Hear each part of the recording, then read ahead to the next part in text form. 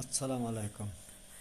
বর্তমান পৃথিবীতে যারা জালিম এবং যারা মিথ্যাবাদী করে এবং যারা অন্যায় করে, এদের পিছনে লোক বেশি। এ লোক দিয়ে কোনো কিছুই করতে পারবে না, কারণ আল্লাহ পাক বলছে যে ব্যক্তি সত্য এবং সত্যভাবে চলে, এর পিছে আল্লাহর ফেরেশতা সব সময় থাকে।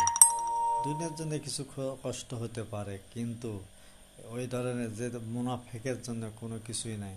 5 ওয়াক্ত নামাজ পড়ো, মুনাফিকি করো, মানুষের উপরে অন্যায় করো, অত্যাচার করো, নির্যাতন করো, এর বিচার পৃথিবীতে হবে না, আখিরাতে যখন হবে সেদিন বুঝবা পৃথিবীতে আমি কি করছিলাম, অন্যায় করছিলাম না ন্যায় করছিলাম। সে সব ন্যায়ের প্রতিবাদ ইনশাআল্লাহ আল্লাহ পাক আখিরাতে দিয়ে দেবে।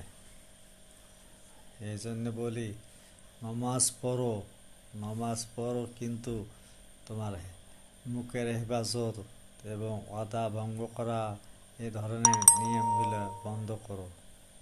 নমাজ পড়ে এসে তুমি মানুষের উপরে অত্যাচার করো, আবার মিথ্যা কথা বলো, ন্যায় নীতি কিছুই মানো না, খালি নমাজই পড়ো, আল্লাহ পাক এই নমাজ তোমার কোনোদিন কবুল করবে না। কারণ তোমার যে অহংকার, এই অহংকারের